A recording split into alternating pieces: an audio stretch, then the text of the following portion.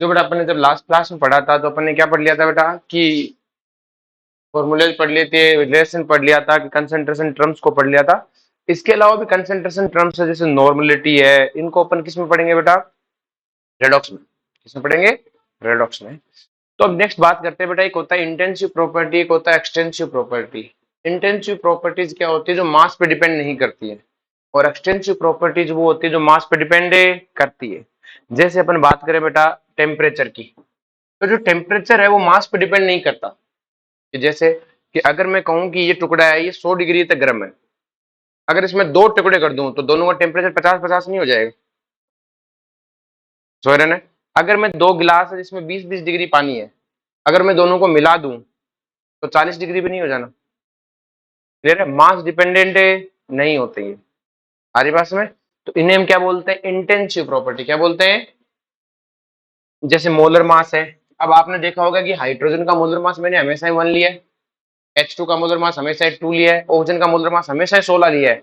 चाहे मैंने कितना ही ग्राम दिया, ऑक्सीजन का मोलर मास हम हमेशा 16 लेते थे। तो इसका मतलब ये कैसी प्रॉपर्टी है? इंटेंसिव। कैसी है? इंटेंसिव। इसी तरह से बेटा मास, मास तो बेटा मास पे डिपेंड करेगा ही। मोल भी मास पे डिपेंड करते हैं बेटा। वॉल्यूम जितना मास ज्यादा उतनी वॉल्यूम ज्यादा। इवन एरिया और फोर्स भी किस पे डिपेंड करते हैं बेटा? मास पे। इन्हें हम एक्सटेंसिव बोलते हैं, इन्हें हमें इंटेंसिव। इनके बारे में अपन डिटेल स्टडी करेंगे थर्मोडायनेमिक्स में। अभी मैं जस्ट इतना समझाना चाह रहा था कि जो इंटेंसिव प्रॉपर्टी है वो जुड़ती नहीं है सीधी, डायरेक्ट जुड़ती नहीं है। हमारे पास में किससे डायरेक्ट जुड़ती नहीं है, इसका मतलब क्या हुआ? इसका मतलब देखो ध्यान से बेटा, सबसे पहले हमारे पास आता है एवरेज एटॉमिक मास। अगर हमारे पास दो आइसोटोप्स है, एक क्लोरीन 35 और एक क्लोरीन है 37, हमारे कंपाउंड में ये दोनों प्रेजेंट होते हैं। कि सर सबके आइसोटोप्स प्रेजेंट होते हैं? सबके होते हैं, लेकिन सबके परसेंटेज बहुत कम होते हैं। क्लियर है? एक आइसोटोप बहुत ज्यादा हो, जैसे हाइड्रोजन का 1H1 बहुत ज्यादा है तो हम उसी को हाइड्रोजन मान लेते हैं, दूसरों को इग्नोर कर देते हैं। लेकिन क्लोरीन में तो दोनों आइसोटोप पाए जाते हैं। तो हमें इन दोनों का क्या लेना होता है बेटा? डायरेक्ट मोलर मास जुड़ नहीं सकता, तो हम इनका क्या लेते हैं? एवरेज लेते हैं। क्या लेते हैं? और एवरेज भी डायरेक्ट नहीं ले सकते, तो इनका एवरेज कैसे लेते हैं उसी को पढ़ना है। तो एवरेज एटॉमिक मास क्या है? We calculate average atomic mass for a isotopes. किसके लिए निकालते हैं बेटा? आइसोटोप्स के लिए। क्लियर है? अब देखो हमें पता है कि किसी भी चीज का जो मोल होता है वो किसके बराबर होता है? Given mass upon molar mass. लेकिन अगर दो आइसोटोप्स प्रेजेंट है, भाई मैं कहूं कि आपके पास जो क्लोरीन है उसमें 35 भी और 37 भी है, आप कौन सा मोलर मास लोगे? 35 लो या 37? तो आप कहोगे सर हम लिखेंगे एवरेज। क्या लिखोगे? Average molar mass. आप क्या लोगे बेटा? एवरेज मोलर है मास। बोलो कोई दिक्कत है? कि ठीक है सर। अब देखो बड़ा ध्यान से कि जो एवरेज मोलर मास है तो वो क्या आ जाएगा बेटा? गिवन मास अपॉन है मोल। अब आपको तो बेटा गिवन मास पता होना चाहिए और मोल पता होना चाहिए। क्या आ जाएगा? एवरेज मोलर है मास। अब जो क्वेश्चन आपको ऐसे रिटर्न आएगा कि find out average atomic mass if 75% Cl35 and 25% Cl37 present by mole ratio. इसका मतलब क्या? देखो ध्यान से, इस क्वेश्चन का मतलब है कि हमें जब भी ये क्वेश्चन आए आपको एज्यूम करना। आपको क्या करना है? Assume. Assume total mole is 100। Total mole is 100। Total mole कितने हैं बेटा? 100। अगर टोटल मोल 100 है तो बताओ मोल ऑफ Cl35 कितने होंगे बेटा? क्योंकि उसने कहा है कि टोटल मोल का 75% ही है, तो टोटल मोल में से इसके मोल कितने आ गए? 75 मोल। इसके मोल बताओ कितने आएंगे? मोल ऑफ Cl25 कितने आएंगे बेटा? 25 मोल। बोलो दोनों के मोल आ गए बेटा? तो Cl37, सॉरी, Cl37 के मोल कितने आ गए बेटा? 25। अब मुझे एक बात बताओ, ध्यान से समझो बेटा इस चीज को, कि क्या मुझे मोल पता है तो क्या मैं वेट निकाल सकता हूं? कि सर कैसे? मैंने कहा इसके मोल किसके बराबर होगा? इसका वेट, Cl35 का वेट डिवाइडेड बाई इसका ही मोलर मास। इसका मोलर मास 35 है, इसी आइसोटोप का मोलर मास लेना है, इसी के मोल है, इसी का वेट निकालना है। तो बताओ वेट ऑफ Cl35 कितना आ जाएगा बेटा? 75 इंटू 35। बोलो कोई दिक्कत है? इसी तरह से अगर मुझे इसके मोल निकालने हैं तो इसका वेट निकालना है, तो इसके मोल इसका क्या लेना पड़ेगा मुझे बेटा, वेट अपॉन इसी का मोलर मास। तो बताओ इसका वेट कितना आ गया, 25 इंटू 37। क्या मुझे टोटल वेट आ गया कि मेरे पास एक कंपाउंड है जिसके आइसोटॉप्स में से इस आइसोटॉप का वेट इतना है और इस आइसोटॉप्स का वेट है इतना है, तो एवरेज एटॉमिक मास क्या होगा बेटा, इसका वेट, टोटल वेट तो यही हुआ, इसका वेट, इस आइसोटॉप का वेट प्लस दूसरे आइसोटॉप का weight divided by total mole, आपने 100 माना था, 16 आउट कर दो कितना आएगा, 35.5। तो आगे से हम सीधा करेंगे, हमें पता टोटल हमें 100 मानना है, इसके 75 पे तो 75 इंटू 35 इसका वेट आ गया, 25 इंटू 37 इसका वेट आ गया, टोटल से डिवाइड करना है। जैसे क्वेश्चन है 25% Ag 107, 75% Ag 109, टोटल मोल कितने होंगे बेटा, टोटल मोल होंगे 100, क्या होंगे बेटा 100। तो एवरेज एटॉमिक मास क्या आएगा बेटा, इससे टोटल वेट, तो टोटल वेट कैसे आएगा, इन दोनों का मल्टीप्लाई 25 इंटू 107 प्लस इन दोनों का मल्टीप्लाई डिवाइडेड बाई 100। बोलो कोई दिक्कत है इसमें, आगे समझ में, इसको सोल्व आउट करेंगे हमें क्या मिल जाएगा, एवरेज एटॉमिक मास। बोलो कोई दिक्कत है, ये आएगा बेटा अपना 108.5। तो आपने एक चीज देखी बेटा, इस कंपोनेंट का परसेंटेज 75% था, तो आंसर इसके नजदीक। और पिछले वाले क्वेश्चन में क्या था, Cl35 Cl37, ये 75% था और ये 25% था, आंसर है इसके नजदीक। देखो 35.5 था, देखो इन दोनों का जो एवरेज एटॉमिक मास आया था वो कितना आया था 35.5, तो इसका मतलब इस कंपोनेंट का परसेंटेज ज्यादा था, तो आंसर इसके नजदीक। इस कंपोनेंट का ज्यादा है तो आंसर है इसके नजदीक, और दोनों 50-50 होते तो बीच में, दोनों 50-50 होते तो। अब आगे आंसर समझ में, अगर हमें ऑब्जेक्टिव ही करना है, जैसे ये क्वेश्चन है, इसका कितना है बेटा 200, इसका 201, इसका 20, आंसर किसके नजदीक आएगा, 200 वाले के नजदीक आएगा। आंसर क्या आएगा, अगर मान लो ऑप्शन ऐसे दिए होते, ऑप्शन ए होता बेटा 201.5, ऑप्शन बी होता 201.9, ऑप्शन सी होता 200.3, एक सेकेंड,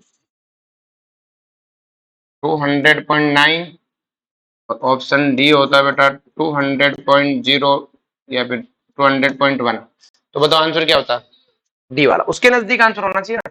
ये तो ये किसके नजदीक है, 201 के नजदीक माना जाएगा, ये बीच 202 के नजदीक, ये इन दोनों के बीच में, तो एवरेज तो इन दोनों के बीच में आ ही नहीं सकता, इसके नजदीक आएगा।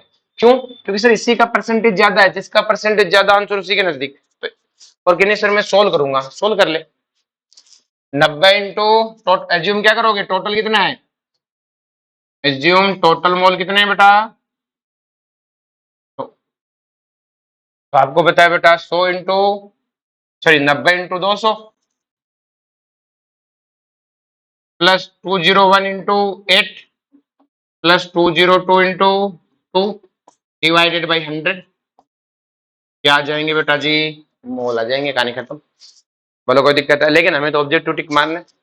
आगे समझ में, नेक्स्ट देखो, कह रहा है कि एक X200 है, एक 204 है, और कह रहा है एवरेज एटॉमिक मास 203 है, तो बताओ find out percentage mole in the mixer.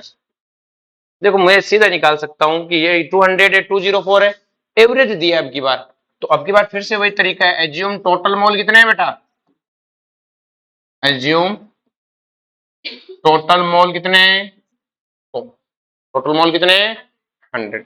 अब ध्यान से कि टोटल मोल तो 700 है, उसमें से मुझे एक बात बताओ बेटा, हम फिर से एक बार एज्यूम और कर लो, assume mole of X204 equal to x, कितने कर लिए x, अगर इसके सॉरी 200 के कर लो, इसके x है तो बताओ X204 के कितने होंगे, 100 माइनस है x। अब आपको पता है बेटा एवरेज एटॉमिक मास क्या आएगा बेटा, x into 200 into x plus 204 into, आगे समझ में, इसका मोलर मास इंटू इसके मोल, इसका मोलर मास इंटू इसके मोल, टोटल वेट आ गया, डिवाइडेड बाई, इक्वल टू, आगे समझ में, क्या एक्स निकाल लूंगा, एक्स आ जाएगा तो इसका परसेंटेज आ जाएगा और इसका परसेंटेज। लेकिन देखो अगर आप सीधा करना चाहो तो आंसर किसके नजदीक है, एवरेज वाला किसके नजदीक है, तो वो ऑप्शन ढूंढना जिसमें इसका परसेंटेज ज्यादा हो। बहुत बार तो ऐसे हो जाएगा, भाई आपको पता आंसर एवरेज एटॉमिक मास इसके नजदीक है, मतलब इसका परसेंटेज बहुत ज्यादा होना चाहिए, इसका परसेंटेज कम होना चाहिए। आप आंसर निकाल के देख लो। चलो सोल्व कर लेते हैं इसको। 200x plus 20400 minus 204x equal to 20300, ये आएगा। यहां से कितना बचेगा बेटा, -4x, उधर जाएगा तो कितना बचेगा, 100 बचेगा, माइनस का 100 तो x कितना आया 25%। इसका मतलब ये वाला कंपोनेंट कितना है 25% और ये वाला, ये तो बात हुई थी। आगे बात समझ में, बोलो कोई दिक्कत है इसमें, ऐसे क्वेश्चन आएंगे तो कर लोगे आराम से। चलो जी, नेक्स्ट बात करते हैं बेटा मोलिकुलर फॉर्मूला और इंपेरिकल फॉर्मूला। किसकी बात करते हैं बेटा, मोलिकुलर फॉर्मूला और इंपेरिकल फॉर्मूला। इस मोलिकुलर फॉर्मूला और इंपेरिकल फॉर्मूला क्या होता है, ध्यान समझना कि अगर मैं कहूं कि जैसे कोई इंसान के, जानते हो तुम इंसान कैसा दिखता है, और मैं अगर इंसान का ये डायग्राम बनाऊं बेटा,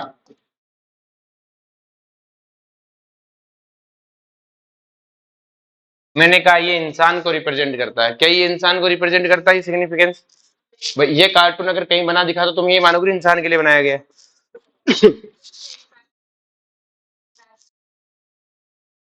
ये रहा ना एक पैर, ये रहा एक पैर, ये रहा दो पैर है, भाई इंसान को रिप्रेजेंट करोगे कि नहीं करोगे। भाई जब भी आप ऐसा कोई बना कार्टून फिल्मों में देखते हो, कोई कार्टून सा बना होता है तो मतलब ये इंसान के लिए बनाया हुआ है, ये मानते हो, दिमाग में ये आता है। अगर मैं ऐसे एक कुत्ते का सा बना दूं तो कुत्ते का मानोगे, ये आप इसे इंसान मानोगे, क्या मानोगे, इंसान। इंसान को रिप्रेजेंट करता है, इंसान ऐसा दिखता है। देख रहे, पुरानी जो बहुत पुराने जो चित्र बने हुए हैं, डायग्राम बने हैं, उन्होंने इंसान को ऐसे रिप्रेजेंट किया पत्थरों पे। क्लियर, आज तो अपने पास फोटोग्राफी आ गई, लेकिन इंसान को मानते हो ना इंसान का डायग्राम है, तो क्या ये इंसान का रियल डायग्राम है, नहीं, ये इंसान का जस्ट एक मतलब होता है ना, ऊपरी ऊपरी पिक्चर है। तो बस यही है मॉलिक्यूलर फॉर्मूला और इंपेरिकल फॉर्मूला में डिफरेंस। ये इंसान का इंपेरिकल फॉर्मूला है, और जब तुम फोटो खींचते तो ये मॉलिक्यूलर है, एकदम एग्जैक्ट। तो मॉलिक्यूलर फॉर्मूला क्या है बेटा, कि वो फॉर्मूला जो हमें मॉलिक्यूल में एग्जैक्ट नंबर बताए ईच एटम का। जैसे मैं कहूं H2O2, ये हाइड्रोजन पेरोक्साइड है बेटा, इसमें बेटा हमें पता लग रहा है कि 2 हाइड्रोजन और 2 ऑक्सीजन, एग्जैक्ट नंबर बताए हर एटम का मॉलिक्यूल में। Formula those give explanation about each atom, जो मैं क्या करे बेटा हर एटम के एग्जैक्ट एक्सप्लेनेशन देता कितना है। लेकिन इसी का अगर मैं इंपेरिकल फॉर्मूला लिखूं तो ये है बेटा HO। इंपेरिकल फॉर्मूला क्या है, simplest ratio of each atom, वो रेशियो है। अब मैंने कहा ये इसका इंपेरिकल फॉर्मूला है, तो हमें एग्जैक्ट नहीं बता पा रहा। मैंने कहा कि हाइड्रोजन पेरोक्साइड का इंपेरिकल फॉर्मूला HO है, तो H और O ही है, और बराबर रेशियो में। क्या है बेटा, ये पता लगा H और O बराबर है रेशियो में, लेकिन ये नहीं पता चल रहा कि कितने हाइड्रोजन और कितने ऑक्सीजन है। जैसे अगर मैं तुम्हें कहूं बेटा CH, मैंने कहा ये बेंजीन का इंपेरिकल फॉर्मूला है। देखो बेटा बेंजीन एक ऑर्गेनिक कंपाउंड होता है, इसका फॉर्मूला क्या होता है बेटा C6H6। तो क्या ये मुझे एग्जैक्ट बता पा रहा है कि मैं तुम्हें कहूं इंपेरिकल फॉर्मूला CH है, क्या तुम्हारे दिमाग में स्ट्राइक कर पाएगा C6H6 है, नहीं। उसके लिए तुम्हें एग्जैक्ट फॉर्मूला चाहिए, तो ये है मॉलिक्यूलर फॉर्मूला और ये क्या है। आगे बात समझ में, दोनों में डिफरेंस क्या है, कि वो फॉर्मूला जो हमें एग्जैक्ट नंबर बताए मॉलिक्यूल में इंपेरिक मॉलिक्यूलर, और जो उनका रेशियो बताए वो इंपेरिकल।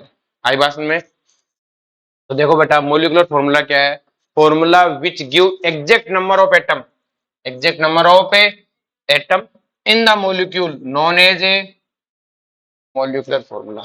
बोलो कोई दिक्कत है। दूसरा देखो empirical formula, formula which give simple ratio, formula which give simple ratio of atom in the molecule known as a empirical formula, known as empirical formula. बोलो इसमें कोई दिक्कत है किसी को, पक्का। नेक्स्ट देखो बेटा ध्यान से कि जो मोलिकुलर फॉर्मूला है, मैंने कुछ मोलिकुलर फॉर्मूले लिखे हैं, ये आपके क्या है बेटा, molecular formula. C6H6 C2H6 CH3 C double bond H C4A H12 है, ये मैंने कुछ फॉर्मूला लिखे हैं, ये मोलिकुलर फॉर्मूला है। अगर मैं इनका सिंपल रेशियो लूं, इनका क्या लूं बेटा, सिंपल रेशियो, तो देखो C6H6 का सिंपल रेशियो क्या आ रहा है, CH। C2H6 का सिंपल रेशियो मतलब सबसे छोटी वैल्यू से डिवाइड कर दो, सब में जाए CH3। यहां पे अगर मैं सिंपल रेशियो लूं, देखो इसका फॉर्मूला क्या है, C2H4O2 है, देख लो, और पूरे इक्वेशन को किससे डिवाइड कर दो, 2 से, तो सिंपलेस्ट फॉर्मूला क्या आ गया, CH2O। इसमें देखो बेटा C4H12 है, 4 से डिवाइड कर दो, सिंपलेस्ट फॉर्म क्या है, CH3। इसकी सिंपलेस्ट फॉर्म क्या है बेटा, यही रहना, इसे सिंपल क्या हो ही नहीं सकता। सिंपल का मतलब इंटीजर में आना चाहिए, कोई ऐसी वैल्यू है ही नहीं जैसे डिवाइड कर सको। H2O2 का सिंपलेस्ट फॉर्मूला क्या है, HO। तो आपने क्या किया बेटा कि सर आपने इसमें किससे डिवाइड किया, 6 से, इसको किससे डिवाइड किया, 2 से, इसको किससे डिवाइड किया, 2 से, इसको 4, इसको 1, इसको 2। तो हमने एक चीज देखी बेटा, आप इंपेरिकल फॉर्मूला लाते हो ना, वो मोलिकुलर फॉर्मूला में किसी इंटीजर से डिवाइड करके ला रहे हो। आप मोलिकुलर फॉर्मूला को किसी इंटीजर से उसका कॉमन ले लेते हो और उससे क्या आता है, इंपेरिकल फॉर्मूला। और अगर मैं इंपेरिकल फॉर्मूला को उसी इंटीजर से वापस मल्टीप्लाई कर दूं, तो क्या आपका मोलिकुलर फॉर्मूला वापस आ जाएगा, कि हाँ सर वापस आ जाएगा। तो मैंने एक रिलेशन बना लिया कि इंपेरिकल फॉर्मूला है ना, वो मोलिकुलर फॉर्मूला को किसी इंटीजर से डिवाइड करते हैं ना, तो आता है। या फिर इंपेरिकल फॉर्मूला को उसी इंटीजर से वापस मल्टीप्लाई कर दो तो क्या आता है, मोलिकुलर फॉर्मूला। बोलो कोई दिक्कत है। फिर हमारे पास एक नई टर्म आती है बेटा, मोलिकुलर मास और इंपेरिकल मास। ये इंपेरिकल मास है। मोलिकुलर मास क्या होता है तो हम पढ़ के आए, mass of molecular formula, mass of molecular formula, ये क्या है बेटा, mass of molecular formula known as molecular mass. और इंपेरिकल मास क्या होता है बेटा, mass of empirical formula known as empirical mass, known as, बोलो कोई दिक्कत है, ये चीज समझ में आई बेटा। अब देखो ध्यान से कि अगर इसका मोलिकुलर फॉर्मूला C6H6 है, तो इसका मोलर मास कितना आया, 78। इसी तरह इसका C2H6 है, तो इसका मोलर मास कितना आया, 30। इसका बेटा मोलर मास निकालोगे तो कितना आएगा, 60। इसी तरह इसका मोलर मास निकालोगे तो 60। तो मोलर मास निकाल लिया। अगर मैं इनके इंपेरिकल फॉर्मूला का मास निकालूं, तो इसके इंपेरिकल फॉर्मूला का मास कार्बन का 12 और हाइड्रोजन का 1 कितना है बेटा, 13। कार्बन का 12, हाइड्रोजन का 3 कितना हुआ, 15। कार्बन का 12, हाइड्रोजन का 2, ऑक्सीजन का 16, संख्या तो 30। कार्बन का 12, हाइड्रोजन का 3 कितना हुआ, 15। तो आपने एक चीज देखी कि मोलिकुलर मास को भी उसी इंटीजर से डिवाइड करते इंपेरिकल मास आ जाता है।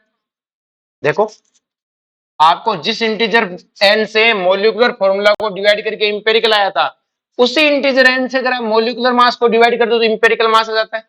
या उल्टा बोल दो, इंपेरिकल मास को इंटीजर से मल्टीप्लाई करते ही मोलिकुलर मास, की कौन सा इंटीजर, जिस इंटीजर से आप इंपेरिकल को मल्टीप्लाई कर दो मोलिकुलर आ जाता है।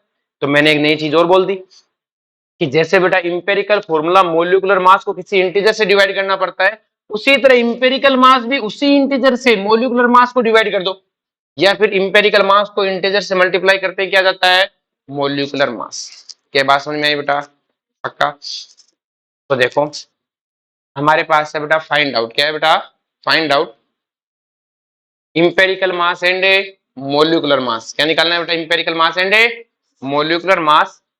If molecule have 40%, if molecule have 40% carbon, 7% hydrogen, 53% oxygen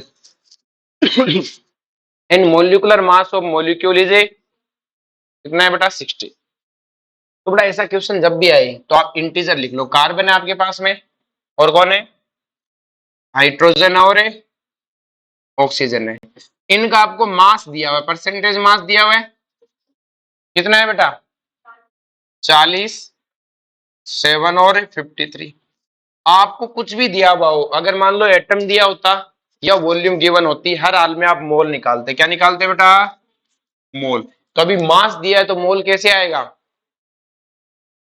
given mass upon molar mass करके। तो इन सबको अपने अपने मोलर मास से डिवाइड कर दो। इसका मास 40 है, डिवाइड बाय मोलर मास कितना है 12। हमें जो मास दिया है, अभी हमें मास दिया है, तो हम क्या करेंगे, हमें तो मोल चाहिए। तो सबके मोल कैसे आएंगे कि इनके मास को इनके मोलर मास से डिवाइड करो। अगर पार्टिकल देता तो एवोगैड्रो से डिवाइड करता, और वॉल्यूम देता तो 22.4 या 22.7 से डिवाइड करता।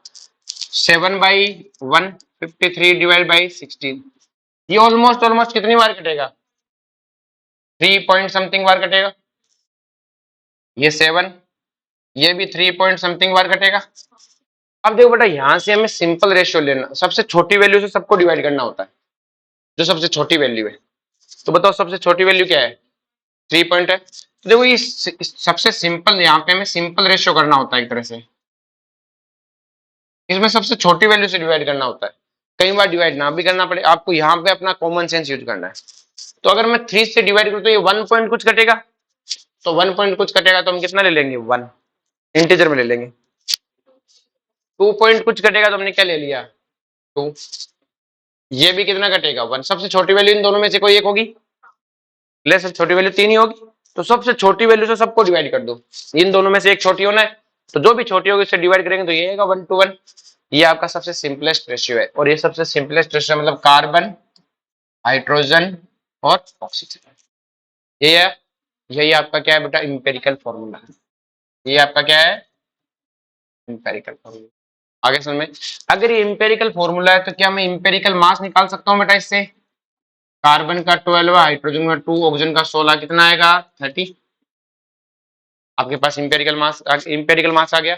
और आपको पता है बेटा इंपेरिकल मास इक्वल टू क्या होता है बेटा, molecular mass divided by n. तो बताओ एन कितना आएगा, molar mass divided by empirical mass. Molar mass कितना है 60, इंपेरिकल मास कितना है 30, 2। मोलर मास तो गिवन आएगा, एन आ गया। अगर एन आ गया तो आपको पता है इंपेरिकल मोलिकुलर फॉर्मूला पूछा है ना हमसे, तो मोलिकुलर फॉर्मूला को ऐसे लिख सकता हूं, इंपेरिकल फॉर्मूला इनटू एन, लिख सकता हूं ना। इंपेरिकल फॉर्मूला को एन से मल्टीप्लाई कर दो, मोलिकुलर फॉर्मूला आ जाएगा। और मोलिकुलर फॉर्मूला कितना हो जाएगा बेटा, इंपेरिकल क्या है CH2O इंटू 2, तो क्या हो जाएगा C2। अब कई बार बेटा इसको ऐसे भी लिख देता है, तो कंफ्यूज मत हो जाना इससे। है तो वही ना, गिन लो, कार्बन कितने 2, हाइड्रोजन कितने 4, ऑक्सीजन कितने 2। ऐसे नहीं कि सर ऐसा तो लिखा दिखाई नहीं। कई बच्चे आ जाते हैं कि सर ये करवा देते हैं, फिर रोने आ जाते हैं कि सर ऑप्शन में तो है ही नहीं ऐसा कोई ऑप्शन। अरे ये और ये ऑप्शन सेम ही तो है, ठीक है। अब जैसे हमसे क्वेश्चन है, हमें इंपेरिकल मास निकालना है, फॉर्मूला निकालना है, सबका परसेंटेज मास रेशियो दिया है। तो पहले क्या निकालोगे, मोल का, सबके मास दिए तो मोलर मास से डिवाइड करो, 48 डिवाइडेड बाई 12 है, 10 डिवाइडेड बाई 1, 42 डिवाइडेड बाई 14। ये कितनी बार कटेगा, 4 बार ये और ये 3। सबसे छोटी वैल्यू को सब में डिवाइड करो, तो इसको खुद में डिवाइड करोगे तो 1, इसमें डिवाइड करोगे तो कितनी बार जाएगा, 1 पॉइंट कुछ, तो 1। और इसको डिवाइड करोगे 3 पॉइंट कुछ, तो मतलब है 3। आगे समझ में, तो हमारे पास आ गया 131, हो गया फॉर्मूला CH3N, ठीक है। नेक्स्ट देखो, hydrocarbon contain 85.7% carbon, find out molecular formula of hydrocarbon if molecular mass is 84। तो देखो बेटा जी, हाइड्रोकार्बन क्या होता है, हाइड्रोकार्बन उसे बोलते हैं जो कार्बन और हाइड्रोजन से मिलकर बना होता है। किससे मिलकर बना होता है, कार्बन और हाइड्रोजन में, और कुछ नहीं होना चाहिए उसमें। क्या होना चाहिए, एक कार्बन होना चाहिए और एक हाइड्रोजन। तो मुझे कहा है कि एक कार्बन और हाइड्रोजन से मिलकर बना हाइड्रोकार्बन, जिसमें से 85.7% ही है, तो ऑफकोर्स बचा हुआ सारा इसका है। कितना बचा हुआ है, 14.3। तो क्या दोनों का मास आ गया बेटा। अगला काम क्या है कि सर, अगला काम है मोल निकालना। कैसे कि सर, मोलर मास से डिवाइड करके, मोलर मास से डिवाइड करके। तो 85 में 12 का डिवाइड कितनी बार जाएगा, 7 पॉइंट कुछ, तो हम 7 ले ले। और ये 14.3, सबसे छोटी वैल्यू को सब में डिवाइड कर दो, तो ऑलमोस्ट ऑलमोस्ट ये 1 और ये ऑलमोस्ट ऑलमोस्ट 2। तो हमारे पास इंपेरिकल फॉर्मूला क्या आ गया, CH2। ये आ गया इंपेरिकल है फॉर्मूला। सिंपल रेशियो से निकालना होता है, सिंपल रेशियो में कॉमन सेंस यूज करना होता है भाई। क्लियर है? CH2। अब हमारे पास इंपेरिकल फॉर्मूला आ गया, तो इंपेरिकल मास कितना होगा? कार्बन का 12, हाइड्रोजन का 2, कितना आएगा? 14। और इंपेरिकल मास आ गया, तो आपको पता है इंपेरिकल मास होता है molecular mass divided by n. तो बताओ एन की वैल्यू कितनी आ गई? 6। एन की वैल्यू कितनी आ गई? 6। और अगर एन 6 है तो आपको पता है मोलिकुलर फॉर्मूला क्या होता है कि सर मोलिकुलर फॉर्मूला होता है इंपेरिकल फॉर्मूला। क्या होता है बेटा? Into an. इंपेरिकल फॉर्मूला क्या है? CH2N कितना है? 6। तो क्या हो जाएगा? C6H12 है। क्या बात चमकी? पक्का? नेक्स्ट देखो बेटा ध्यान से। अब आता है बेटा एक वर्ड आता है वेपर डेंसिटी। क्या आता है बेटा? वेपर डेंसिटी कुछ नहीं होता, इसको फिर अपन आराम से पढ़ेंगे, लेकिन अगर मोटी मोटी बात करें तो वेपर डेंसिटी मोलिकुलर मास का आधा होती है। मोलिकुलर मास का आधा। मैंने कहा कि किसी कंपाउंड की वेपर डेंसिटी 4 है, इसका मतलब उस कंपाउंड का मोलिकुलर मास कितना है? 8। ऐसे में मैंने कहा कंपाउंड का मोलिकुलर मास 40 है, तो वेपर डेंसिटी कितनी होगी? 20। मतलब अब अगला अपने को मोलिकुलर मास नहीं देगा। क्या नहीं देगा? मोलिकुलर मास नहीं देगा, वेपर डेंसिटी देगा। कहानी खत्म। समझ में आ गई? चलो क्वेश्चन है, find out molecular formula of hydrocarbon contain 80% carbon and vapour density is 50। तो आपने कहा वेपर डेंसिटी 50, इसका मतलब क्या है? मोलर मास कितना है? 30। कहानी खत्म। इस लाइन का इतना ही मतलब है। अब कार्बन और हाइड्रोजन से मिलके बनाए, ये 80% और ये 20%। इनके क्या आ गए बेटा? मोल। क्या आ गए? मोल। तो बताओ, सॉरी ये तो मास है। भाई हमें पता है हाइड्रोकार्बन तो एक कार्बन होगा एक हाइड्रोजन होगा, तो कार्बन कितना? 80 है, तो आपको हाइड्रोजन 20 है। हाइड्रोकार्बन वही तो होता है जो कार्बन और हाइड्रोजन से मिलके बनाओ। तो बताओ मोल कितने आएंगे? 80/12 और 20/1। तो बताओ 20/1 तो 20 हो गया। ये कितनी बार कटेगा? 6 पॉइंट समथिंग कटेगा, तो 6 ले लेते हैं। सिंपल रेशियो करेंगे तो ये 1 आएगा। सबसे छोटी वैल्यू को सब में डिवाइड। सिंपल रेशियो में देखो बेटा ध्यान से, कंफ्यूज हो रहा हो, सिंपल रेशियो में सबसे छोटी वैल्यू को सब में डिवाइड करते हैं। सबसे छोटी वैल्यू क्या है? 6। तो 6 का सब में डिवाइड करें तो ये 1, और 20 में आंसर क्या हो गया बेटा? CH3। CH3 आपका क्या है? Empirical formula. तो इंपेरिकल मास कितना होगा बेटा? 15। कार्बन का 12, हाइड्रोजन का 3। और इंपेरिकल मास आ गया, तो आपको पता है इंपेरिकल मास होता है molecular mass divided by n. तो एन कितना आ गया? 2। और एन आ गया, तो इंपेरिकल सॉरी मोलिकुलर फॉर्मूला क्या होगा बेटा? Empirical formula into n. और ये क्या है? CH3 इंटू 2, क्या हो जाएगा? C2H6। बोलो कोई दिक्कत है? समझ में आ गया? नेक्स्ट देखो बेटा ध्यान से। कहता है ए एंड बी फॉर्म में compound, A and B form में compound in which 50% of A, in which 50% of A is present in atomic weight of A is 20। Atomic weight of A is 20 and atomic weight B is 40। तो हमें कहा है कि ठीक है एक compound है जिसमें ए और बी है। ए कितना है बेटा? 50%। तो बी ऑफकोर्स 50% है। फिर कहता है ए का एटॉमिक वेट 20 है, तो मोल कैसे आएंगे बेटा? Given mass upon a molar मास।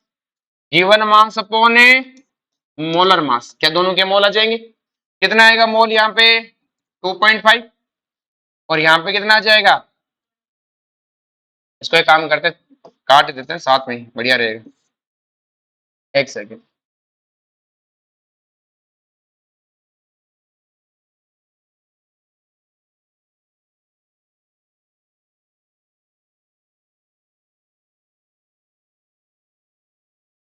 देखो इसको मैं 5/2 लिख लू, इसको 5/4। अब बताए इन दोनों में छोटा कौन है? 5/4 छोटा है। 5/4 का दोनों में डिवाइड कर दो, तो जैसे डिवाइड करूंगा तो इसमें तो 1 हो जाएगा, और इसमें बेटा 5/2 में 5/4 का डिवाइड करोगे तो 5 से 5 कट जाएगा, 4 ऊपर जाएगा 2 नीचे आएगा, कितना आ गया? तो मैंने कहा था सिंपल रेशियो में दिमाग की जरूरत होती है। जब आपको लगे कि हाँ यार कॉमन सा है, सेम से डिवाइड करो ना, इसको पहले पॉइंटों में लाओगे फिर पॉइंटों से डिवाइड करोगे, अजीब नहीं हो जाएगा खेल? और फिर आपको अप्रोक्स और लोगे, गलतियां हो जाएगी। भाई पहले सभी पॉइंटों में चल रहे हैं, आपस में कोई रिलेशन है नहीं है, तो कॉमन सेंस की बात है। आपने ये निकाला, आपको लगा यार यही से सिंपल रेशियो छोटा लेना है, इसी का डिवाइड करो ना, सब कट रहे हैं, और देखो कितना साफ सुथरा कट रहा है, तो सीधा आंसर आ गया A2B। ये आपको खुद सोचना पड़ेगा, यहां तक का खेल है। उसके बाद अगर आपको जैसे पिछले वाले क्वेश्चन में ऐसा था कि अगर आपस में डिवाइड करो तो कोई फायदा नहीं था, लेकिन यहाँ पे है, यहाँ पे आपस में डिवाइड करने का फायदा है। तो आप पहले आपस में डिवाइड, भाई सबसे छोटी वैल्यू है इसको सोल्व मत करो, इसी से डिवाइड कर दो, तो ये तो 1 होना है, और इसको डिवाइड करके 2, देखो कितना आंसर अच्छा है। अगर आप सोल्व करते तो ये भी 1 पॉइंट कुछ होता, ये 2.5 कुछ होता, फिर आपसे डिवाइड नहीं होता, परफेक्टली डिवाइड नहीं होता। आ रही बात समझ में? यहां तक कोई दिक्कत है बेटा? समझ में आ गया पक्का? अब अपन बेटा नेक्स्ट जो टॉपिक पढ़ रहे हैं इसका नाम है स्टीरियो केमिस्ट्री। क्या है बेटा? अब देखो स्टीरियोमेट्री, स्टीरियोकेमिस्ट्री क्या बोल रहा हूँ, स्टीरियोमेट्री। तो बेटा स्टीरियोमेट्री क्या होता है, इसे समझते हैं बेटा। अब देखो ध्यान से,